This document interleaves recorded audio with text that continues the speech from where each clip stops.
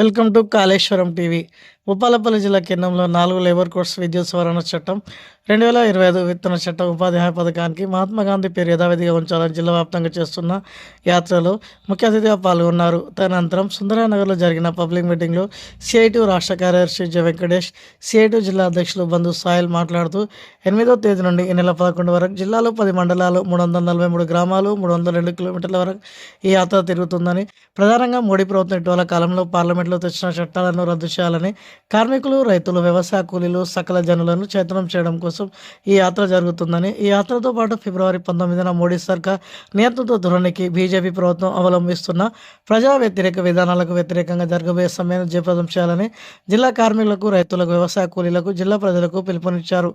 మోడీ సర్కార్ 29 కార్మిక చట్టాలను 4 లేబర్ కోడ్లుగా చేసి కార్మిక వర్గానికి వ్యతిరేకంగా, యజమానులకు అనుకూలంగా ఈ చట్టం తెచ్చి అమలుపరచడం అన్యాయమని, దీని ఫలితంగా Highland fire system, fixed term employees, కార్మికుల కనీస వేతనాలు పడిపోవడం, 12 గంటల పని విధానం అమలు చేయడం, లేబర్ అధికారులకు అధికారులు లేకుండా చేయడం, యజమానులకు పూర్తి స్థాయి అధికారాలు ఇవ్వడం కార్మిక వర్గానికి తీవ్రమైన అన్యాయం జరుగుతుందని, ఈ 4 లేబర్ కోడ్లను తక్షణం రద్దు చేయాలని డిమాండ్ చేశారు. ఈ యాత్రలో రైతు సంఘం జిల్లా కార్యదర్శి చింతల రజనీకాంత్, వ్యవసాయ కార్మిక సంఘం జిల్లా అధ్యక్షులు ఆత్మకూరు శ్రీకాంత్, సిఐటి జిల్లా ఉపాధ్యక్షులు గుర్రం దేవేందర్ నాయకత్వం వహిస్తున్నారని, ఈ కార్యక్రమంలో హైదరాబాద్ జిల్లా కార్యదర్శి సంఘం ప్రీతి, జిల్లా అధ్యక్షులు వంగాలక్ష్మి, డివైఎఫ్ జిల్లా కార్యదర్శి ముఖ్య నవీన్, సిఐటి జిల్లా నాయకులు Bandhu Kranthi, Chilumula Ravikumar, Rajender, DYFI young women's జిల్లా కన్వీనర్ బన్ సుజాత, కో కన్వీనర్ బుర్రా స్వాతిలతో పాటు తదితరులు పాల్గొన్నారు.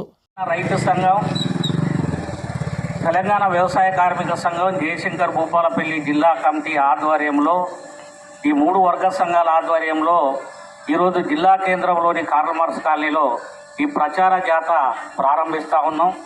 ప్రధానంగా ఇటీవల కాలంలో మోడీ సర్కారు తీసుకొచ్చినటువంటి చట్టాలను నిరసిస్తూ ఈ జాత ప్రారంభమవుతూ ఉంది.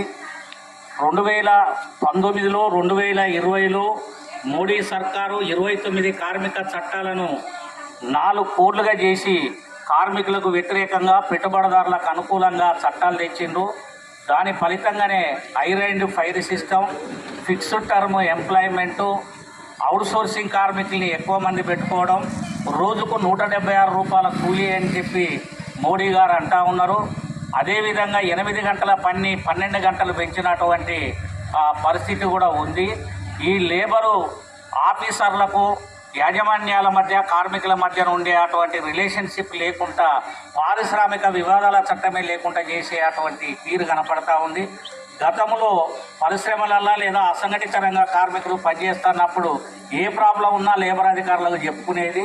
ఇప్పుడు అది చెప్పుకునే అటువంటి పరిస్థితి కూడా లేకుండా పోయింది. అదేవిధంగా మహిళలకు కూడా రక్షణ లేనటువంటి పరిస్థితి కూడా ఈ చట్టంలో తీసుకొచ్చిండ్రు. కాబట్టి 4 లేబర్ కోడ్లను రద్దు చేయాలని చెప్పి ఈ 3 వర్గ సంఘాల ఆధ్వర్యంలో డిమాండ్ చేస్తూ ఉన్నాం.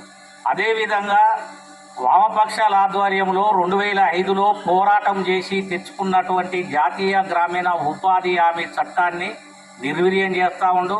ఇప్పటికే మున్సిపాలిటీ ఏరియాలలో ఈ ఉపాధి హామీ చట్టం అనేది లేకుండా చేసిండు మోడీ అధికారంలోకి వచ్చిన తర్వాత. మొన్న 25లో జరిగినటువంటి పార్లమెంటు సమావేశంలో ఈ చట్టాన్ని, జాతీయ గ్రామీణ ఉపాధి హామీ చట్టాన్ని మార్చిండు. దాని స్థానంలో వికసిత భారత్ ఆర్, రాంజీ ఆర్ అనే అటువంటి చట్టాన్ని తీసుకొచ్చిండు. గతంలో ఈ ఉపాధి హామీ చట్టంలో 90% నిధులు కేంద్ర ప్రభుత్వం ఇస్తే 10% నిధులు రాష్ట్ర ప్రభుత్వాలు ఇచ్చేది. కానీ 10% నిధులు కూడా రాష్ట్రాలు ఇచ్చి ఉపాధి పని కల్పించినటువంటి పరిస్థితి ఉంది. కానీ మారినటువంటి ఈ చట్టంలో మోడీ గారు చేసినటువంటి విధానం 60% నిధులు కేంద్ర ప్రభుత్వం ఇస్తుంది, 40% నిధులు రాష్ట్ర ప్రభుత్వాలు పెట్టాలని చెప్పి మోడీ గారు అన్నారు. 10% నిధులు ఖర్చు చేయనటువంటి రాష్ట్ర ప్రభుత్వాలు 40% భరించడం అంటే ఈ ఉపాధి హామీ పథకాన్ని మొత్తము నీరుగార్చడం తప్ప ఇంకొకటి లేదు. అందుకని ఈ 3 వర్గ సంఘాలు డిమాండ్ చేసేది 200 రోజుల పని ఉండాలని చెప్పి, రోజు కూలీ 600 ఉపాధి కూలీలు కల్పించాలి. ఇలా పార్లమెంటులో తెచ్చినటువంటి వికసిత భారత్ రామ్జీ అనేటువంటి చట్టాన్ని రద్దు చేసి జాతీయ గ్రామీణ ఉపాధి హామీ మహాత్మా గాంధీ పేరుతో ఉన్నటువంటి చట్టాన్ని యథావిధిగా కొనసాగించాలని చెప్పి ఈ సందర్భంగా డిమాండ్ చేస్తా ఉన్నాం.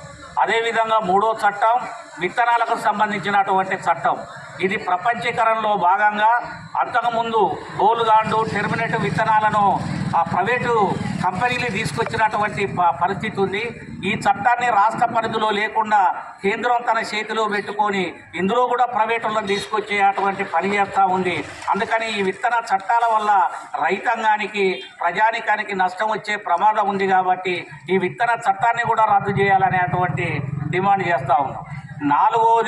నాలుగో చట్టం విద్యుత్ సంస్కరణలకు సంబంధించినటువంటి చట్టం.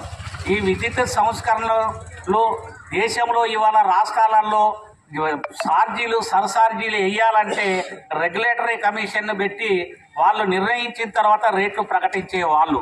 అది కూడా రాష్ట్రాల పరిధిలో ఉండేది రెగ్యులేటరీ కమిషన్ అనేది. కానీ ఇప్పుడు ఈ మొన్న పార్లమెంటులో చట్టం చేసిన తర్వాత ఈ రెగ్యులేటరీ కమిషన్ అనేది మోడీ చేతిలోకి తీసుకున్నాడు. దాని ఫలితంగా విదేశాల నుంచి కరెంటును ఉత్పత్తి చేసుకోవాలి, సరఫరా దిగుమతి చేసుకోవాలని చెప్పి షరతులు పెడతా ఉన్నాడు. అదేవిధంగా తెలంగాణ రాష్ట్రంలో ఇవాళ రైతాంగానికి మొత్తము ఉచితంగా మోటార్లు నడిచే పరిస్థితి ఉంది. ఇప్పుడు వచ్చినటువంటి ఈ విద్యుత్ సవరణ చట్టం వలన అందరూ కూడా బిల్లులు కట్టాల్సినటువంటి పరిస్థితి ఏర్పడతా ఉంది. అదేవిధంగా తెలంగాణ రాష్ట్రంలో గృహజ్యోతి కింద 200 యూనిట్ల కరెంటు ఫ్రీగా రాష్ట్ర ప్రభుత్వం కల్పిస్తూ ఉంది. రేపు రాబోయే కాలంలో ఇవి కూడా ఉండనటువంటి పరిస్థితి ఉంటుంది. నదులకు కానీ చెరువులకు కానీ మీటర్లు పెడతారు, రైతుల మోటార్లకు స్మార్ట్ మీటర్లు పెడతారు, తర్వాత తూము కాడ మీటర్లు పెడతారు, రైతు పొలంలోకి పోయే అటువంటి నీళ్ళ కాడ ఆ మెదుల కాడ కూడా మీటర్లు పెట్టి నీటి తీరువ పన్ను వసూలు చేసే అటువంటి పరిస్థితితో పాటు ఇలా అణు విద్యుత్ చట్టాన్ని కూడా తీసుకొచ్చినటువంటి పరిస్థితి ఉంది. ఈ చట్టాలన్నీ కూడా కార్మికులకు వ్యతిరేకంగా ఉన్నటువంటి పరిస్థితి ఉంది. కార్మికులకు కానీ రైతులకు కానీ ప్రజలకు కానీ వ్యతిరేకంగా ఉంది. గతంలో మోడీ గారు చెప్పిండ్రు నల్ల డబ్బును మొత్తం రద్దు చేసి ప్రతి జీరో అకౌంట్లో 15 లక్షలు ఎత్తమన్నాడు. ఇప్పటిదాకా లేదు. సంవత్సరానికి 2 కోట్ల ఉద్యోగాలు ఇస్తామన్నాడు. ఈ 11 సంవత్సరాల కాలంలో ఉద్యోగం కూడా ఇచ్చినటువంటి పరిస్థితి లేదు. ఆదివాసీల మీద, దళితుల మీద, గిరిజనుల మీద, మహిళల మీద, అందరి మీద దాడులు చేసే పరిస్థితి ఏర్పడతా ఉంది. కాబట్టి అందుకోసమే ఈ జాత జిల్లా మొత్తంలో తిరుగుతూ ఉంది. ఈ జిల్లా మొత్తంలో తిరిగే అటువంటి జాతకు నాయకత్వం వహించే అటువంటి నాయకులను ఆదరించండి, అభిమానించండి. మా నాయకులు కరపత్రాలు ఇస్తారు, బుక్లెట్స్ ఇస్తారు. ఆ బుక్లెట్స్ విరివిగా కొనండి. అదేవిధంగా కరపత్రాలను కూడా చదవండి. రాబోయే కాలంలో మోడీ అనుసరించే అటువంటి రైతు, కార్మిక, కూలీ వ్యతిరేక విధానాలకు వ్యతిరేకంగా పెద్ద ఎత్తున ఆందోళన పోరాటాల్లో కలిసి రావాలని చెప్పి విజ్ఞప్తి చేస్తూ ఉన్నాం. ఆల్ ఇండియా పిలుపు 18 వరకు ఉన్నది. 19 తారీఖు నాడు ఎక్కడికక్కడ జిల్లాల్లో పెద్ద ఎత్తున నిరసన కార్యక్రమాలు చేయాలని, ఇప్పటికే గ్రామాలలో ఈ కార్యక్రమాలు చేయాలని, ఉపాధి హామీ పథకాన్ని యథావిధిగా కొనసాగించాలని నూతనంగా వచ్చినటువంటి సర్పంచులంతా గ్రామ పంచాయతీ లోపల తీర్మానం చేయాలని చెప్పి ఈ సందర్భంగా 3 వర్గ సంఘాల తరఫున విజ్ఞప్తి చేస్తూ ఈ జాతను ప్రారంభిస్తా ఉన్నాం.